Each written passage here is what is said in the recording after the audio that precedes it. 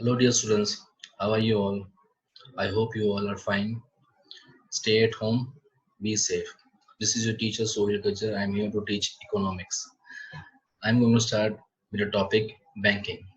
The whole chapter is money in banking. Now, the money part is already covered by Santosh Miss. Today, I'm going to start with the banking part. Now, this banking topic we are going to complete in two sessions. Today, I'll be starting with meaning of commercial bank and the most important part is the process of credit creation. And in my next session, I'll be starting with the RBI and its function. The board weightage of this chapter, that is all money in banking, is of 6 marks. Okay, so without wasting time, let's begin.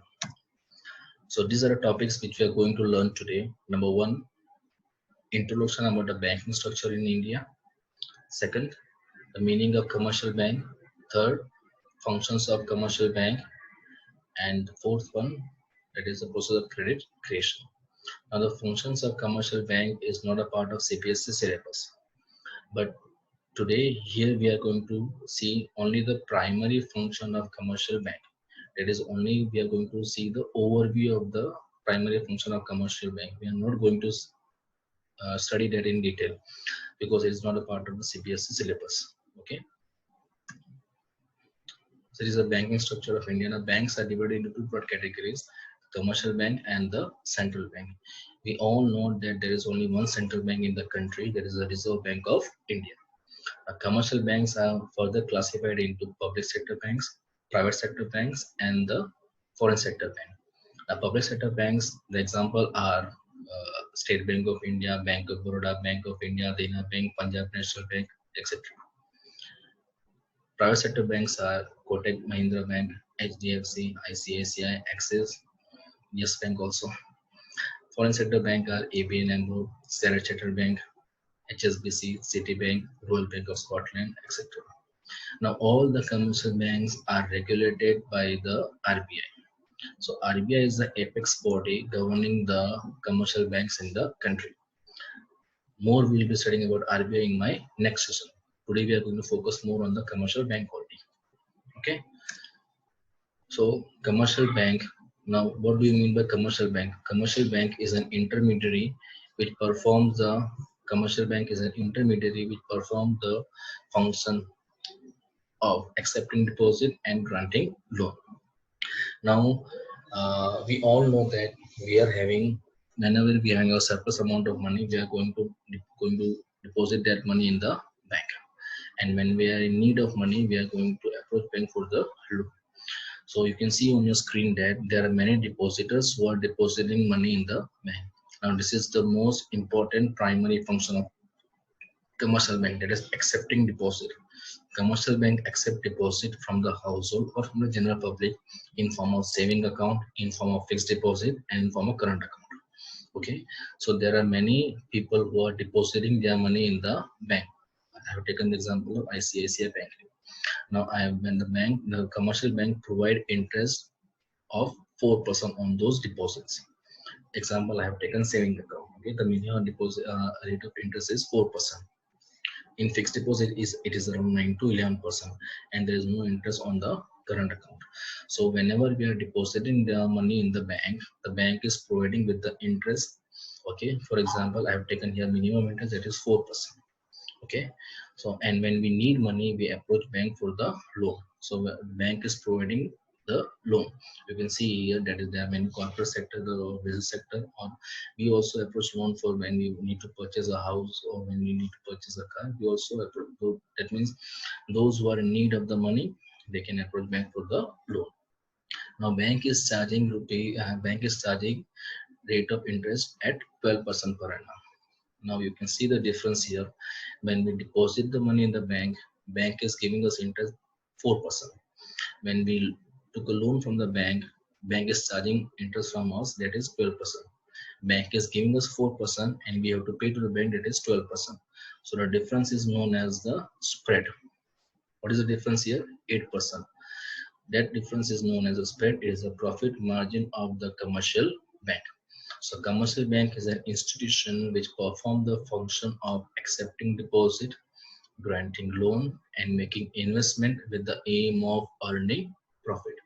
That profit is known as the spread. It is the profit margin of the commercial bank. Clear? So commercial bank act as an intermediary between the savers of the fund and the user of the fund. Clear? Now the functions of commercial bank, as I've already discussed with you, that the functions of commercial bank is not a part of the CBSE syllabus, but we are going to see only the overview of the primary function, that is the accepting of deposit. Accepting a deposit, commercial bank accept deposit in the form of saving account. The interest is around 4 to 6%. Current account, it is generally held by the business purpose for the business transaction, and no interest is paid on the balance of current account. But we have to pay charges to the bank for as bank is maintaining current account on our behalf. Fixed deposit and the interest is around 9 to 11%. Advancing loan, bank gives loan in form of term loans. Term loans may be of short-term loan, medium-term loans, and long-term loans. And the other is bank overdraft. So these are the two primary functions of a commercial bank: acceptance of deposit and advancing loan. Now coming to the topic, that is credit creation. Now credit creation means the bank are able to generate excess money or more money with the help of initial deposits. The more banking transactions are done, the more money is created in the bank. This topic is related to the money supply of your topic chapter money. Money supply means the total volume of money held by the public at a particular point of time. There was only one measure and one: currency and coins held with the public, demand deposit with the commercial bank, and other deposit with the RBI. For example, I am having 100 rupees with me, and that is known as a currency and coins held with the public. Now, when I am depositing rupees 100 into the bank, currency and coin held with the public is 0, and that amount is there with the bank. It is known as a demand deposit by the commercial bank. So whenever those new deposits are created in the bank are able to create more money from those initial deposit. That is the main objective of credit creation. Okay, so credit creation is an important function of commercial bank. Credit creation means creation of bank deposits or increase in the bank deposit. Commercial bank expand their deposit by giving loans and advances. Though the process of credit creation, commercial banks are able to create credit which is in far excess of the initial deposit. That means more money is created with the help of new bank deposits in the economy.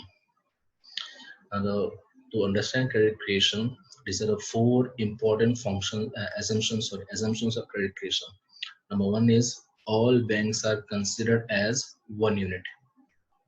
It may be any commercial bank, all banks are considered as one unit. Second, banks are required to keep legal reserve ratio. Now, legal reserve ratio are of two types: CRR, that is cash reserve ratio, and SLR, that is statutory liquidity ratio. Now, these are the two reserves that a commercial bank has to keep with themselves. Banks cannot lend all the amount as loan. Whatever the banks are getting as deposits, they cannot lend all the amount as loan. They need to keep certain amount reserve, and that reserve is known as legal reserve ratio. Third, no idle cash with the bank.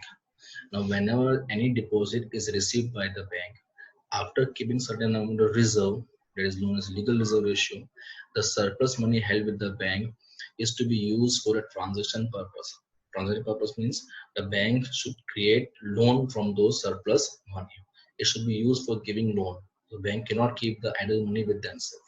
Okay, so the third important assumption is no idle cash with the bank. Bank seeks to invest as much as they can.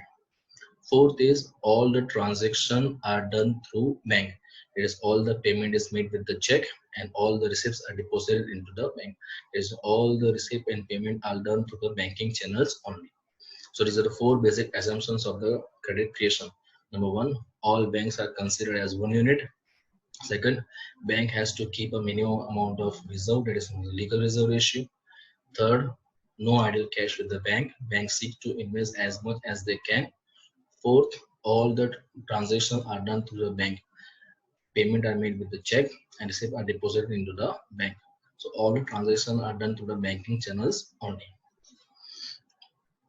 Now more detail about legal reserve ratio. As I told you, the bank are obliged to keep a certain amount of reserve, that is known as the legal reserve ratio, with themselves. Now, this legal reserve ratio is of two types. One is CRR, another is SLR.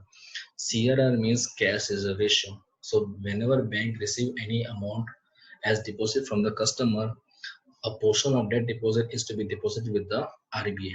That is known as CRR, cash reserve ratio. And other portion of that deposit is to be kept with bank themselves. That is known as a SLR, statutory liquidity ratio. So cash reserve ratio refers to the minimum percentage of net demand, deposit, and time liabilities kept by the commercial bank with central bank. And statutory liquidity ratio means it refers to the minimum amount of percentage of net time liabilities which are required to keep by them, which are required to maintain with commercial bank themselves. Okay, so CRR is to be deposited with the RBI, and SLR is to be kept with bank themselves. More conceptual example. Okay, for example, I have taken LRR here as 20%, CRR is 10%, and SLR is 10%. The summation of these two is known as a LRR 20%. Now, for example, this person deposited rupees 1,000 in the bank. So bank is having a deposit of rupees 1,000. This is known as a demand deposit. Now, whenever bank receive any deposit, CRR is how much? 10%. So out of this 1,000, 10% is to be deposited with the RBI. That is known as CRR. Rupees 100 is to be deposited with the RBI, and rupees 100 is to be kept with the bank itself to maintain the liquidity in the market. That is known as statutory liquidity ratio. Now, whenever the person approaches the bank for the withdrawal of money, the bank should have certain amount of money with themselves. So to maintain the liquidity in the market, SLR is kept by the bank itself. So it can be in the form of cash, it can be in the form of government security, it can be in the form of gold also. Okay, so whenever any deposit is kept with the bank, a certain amount is kept with the RBI, that is known as CRR, and certain amount is kept by bank itself to maintain liquidity in the market is known as a SLR. Okay, in practical life, CRR is around 4 to 6%, and SLR is around 19 to 26%. Every 3 months, this ratio keeps on changing, and the RBI has the power to change the CRR and SLR depending on the economic conditions of the country. Recently, the RBI has lowered the CRR and SLR to enhance the liquidity in the market. Okay, now why only fraction of deposits are kept as reserve? Now, as I told you, in practical life, CRR is 4 to 6%, SLR is 19 to 26%. Now, why only a fraction of deposits are kept as reserve? The main reason is that all the depositors will not go into the bank to withdraw their whole amount. Okay, they can go only when there is a rumor that the bank is going into liquidity or the bank is going to shut down. Only all the depositors will rush to the bank to withdraw their money. So this is not going to happen. Okay, these are very rare conditions. Okay, so all the depositors do not approach the bank for withdrawal of money at the same time, and they do not withdraw the whole amount in one go. And second important thing, there's a constant flow of money in the bank. Okay, there are several depositors who are coming in the bank every day and deposit certain amount of money. Okay, so this is the main reason why only the fraction of deposit are kept as reserve. Number one is all the depositors will not rush to the bank to withdraw the whole amount. Second, there's a constant flow of money in the bank. Okay, now coming to the explanation. Now, for example, I have taken the example of Mr. Gajjar Singh, Mr. Kabali, and Mr. Adira, and Mr. Balal. Okay, these are my favorite characters. Okay, favorite artist. Okay, suppose Mr. Gajjar deposit in the Bank of Baroda rupees 1,000. LRR is 20%. It means banks are required to keep only rupees 200 as reserve and are free to lend rupees 800. So there is shown here only. Mr. Gajjar Singh deposited rupees 1,000 in Bank of Baroda. So initial deposit with the bank is rupees 1,000. Reserve is 200 and 800. The banks are able to lend as loan. For example, the bank has given this 800 as loan to Mr. Kabali. Now, Mr. Kabali has taken some goods from Mr. Adira. I'm taking a simple example. So this 800 rupees check is given to Mr. Adira. Here, Mr. Kabali is fulfilling or clearing his liability. Okay, so 800 rupees check is given to Mr. Adira. Now, as I have discussed with you earlier, that all the transaction will be done through the bank. Okay, this is the fourth assumption. All the transactions are done through the bank. All the payments are made through check, and all the receipts are deposited into the bank. Banks are required to keep the reserve and no idle cash with the bank. So the first case here was that Mr. Gabbar is depositing rupees 1,000 with the bank.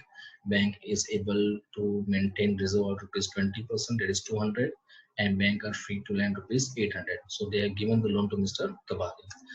Now Mr. Kabali is fulfilling his liability. He is giving this check of rupees 800 to Mr. Adira. Now Adira will again deposit this 800 check in the bank. So this is known as the new deposit. Okay, there is a new deposit of rupees 800. So 800 is again coming into the bank. So when this is the new deposit, the bank will again keep as a reserve of 20%, that is 160, and are free to lend rupees 640.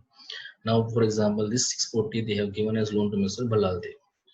Now Balaldev will again make his purchase something or pay off his liability. Okay, the person who will receive the money will again deposit that money in the bank. So this process will go on, keep on rotating. So that is known as the process of credit creation. Okay, suppose I will write this thumbnail. Okay, suppose Mr. Gabbar deposit 800 and into suppose Mr. Gabbar deposit in Bank of Baroda rupees 1,000 and LR is 20%. It means the banks are required to keep 200 as reserve and are free to lend rupees 800. Suppose they lend rupees 800 to Mr. Kabali. Bank do not lend this amount, do not lend this money by giving amount in cash. That they open the account in the name of borrower, who are free to withdraw the amount whenever they like. In this process, new deposit have been created by the bank, which is equivalent to rupees 800. So initial deposit was 1,000 and a new deposit is rupees 800. Now Mr. Kabali withdrew the entire amount of rupees 800 and for making payment to Mr. Adhira. As all the transactions are routed to the bank, the money comes back into the bank in the form of deposit account. It will increase the demand deposit of bank by rupees 800. So now the total deposit with the bank is rupees 1,800. It is not 1,000. It is 1,800. So this 800 will be termed as the new deposit. From this new deposit, the bank are again able to create 20% as reserve, and 640 they are able to again give as loan. With the new deposit of rupees 800, banks keep 20% as reserve and lend the balance of rupees 640. Mr. Balaldev used this loan for making payment. This time the bank deposit raised by rupees 640. Again 640 will come into the bank. Again bank will keep 20% as reserve, and again they will lend the rest of the amount. So these deposits keep on increasing each round by 80% of the last round. At the same time, reserve also goes on increasing each by 80% of the last reserve. Deposit creation comes to an end when the initial deposit is equal to total reserve. So this is shown here is a table. Okay, this was the initial deposit 1,000, reserve 200, loan 800. Again 800 is coming into the bank, reserve, loan. Okay, so this process keeps on going till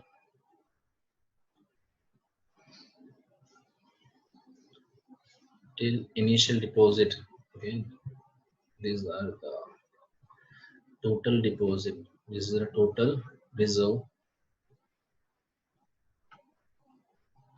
and initial deposits become equal to each other. Till then this process will go on going, increasing. Okay, so this process will end when initial deposit becomes equal to the total reserve.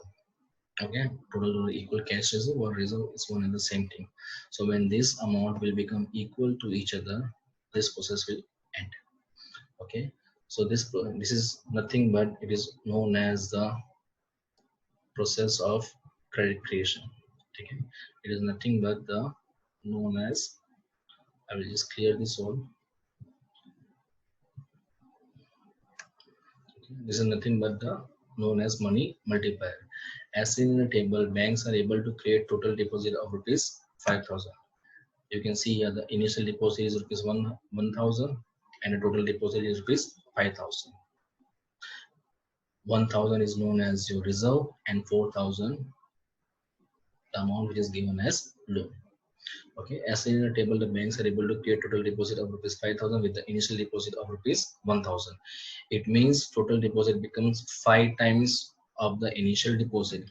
Our initial deposit was rupees 1,000 and it becomes 5,000. 5 times. 5 times is nothing but the value of money multiplier. Money multiplier or deposit multiplier measures the amount of money that the banks are able to create in the form of deposit. With every unit of money it keep as reserve. It is calculated as money multiplier is equal to 1 upon LRR or total deposit upon primary deposit. So our LRR was 20%. So 1 upon 20% is 5. That is 5 times. So banks are able to create 5 times of the total initial deposit. Okay. So there is always a inverse relationship between the money multiplier and credit creation. Sorry, LRR and credit creation. Higher the LRR, lower will be credit creation. Okay. For example, our LRR is 40%. Now for out of 1,000, 400 will be kept as reserve and 600 will be given as loan. So higher the LRR, lower the credit creation. Lower the LRR. For example, our LRR is 10%. So out of 1,000, 100 rupees will be kept as reserve and 900 will be given as loan. So there is always inverse relationship between the credit creation and LRR. Higher the LRR, lower the credit creation. Lower the LRR, higher the credit creation. Okay. Now these are the questions I'm asking you, and you have to comment in the. You have to give your answer in the comment box. Okay. So calculate the money multiplier and the total deposits. Sorry. If initial deposit is of rupees 500 crores and the LRR is 20%. Calculate the value of money multiplier and total deposit created in the initial deposit is of rupees 10,000 and the LRR is 20%. If the total deposit created by the commercial bank is 12,000 crores and LRR is 25%, then calculate the amount of initial deposit. So the formula is same. Money multiplier is equal to 1 upon LRR or total deposit is equal to primary deposit. So you have to give your answer in the comment box. Clear? So we'll end this session. Okay. I'm revising once again all the topics. Banks. Okay. There are two types of banks: commercial banks and the central bank.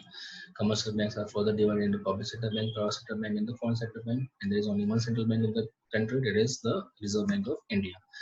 Meaning of commercial bank: commercial bank are known as are acting as an intermediary between the savers of the fund and the user of the fund. Okay, so commercial bank is an institution that performs the function of accepting deposit, granting loans, and making investment with the aim of earning profit. The profit margin is known as a spread. Functions of commercial bank: there are two functions, primary and secondary. Primary is acceptance of deposit, and secondary is primary is accepting of deposit, advancing loan. Accepting deposit in form of saving account, current account, and fixed deposit. Advancing loans, short-term loan, medium-term loan, long-term loans, and bank overdraft. Credit creation is a means the creation of bank deposit or increase in bank deposit. The more money is circulated in the economy, the more money is created in the economy. Assumptions. 4 assumptions are there. All banks are considered as one unit. Bank has to keep a minimum reserve. It is known as a legal reserve ratio. Two types are there: CRR and SLR. CRR we have to deposit with the RBI. SLR the bank is keeping with themselves. No idle cash with the bank. After keeping certain amount of reserve, the surplus money is used to be given as loan. All the transactions are done to the bank. The concept clarity on why only fraction of reserve is kept: because a prudent banker knows that all the depositor will not come in the bank to withdraw the whole amount, and there is always constant flow of money in the banking. So this was the example which we have discussed. Okay, this is nothing but the value of money multiplier. This is the table. So initial deposit is rupees 5,000 and total deposit is rupees, sorry, initial deposit is rupees 1,000 and total deposit is rupees 5,000. Okay, 5,000 is equal to 1,000 plus 4,000. 1,000 is known as your reserve and 4,000 is the amount of your loan. The process of credit creation will end when the initial deposit is equal to the total reserve. Clear? Thank you very much.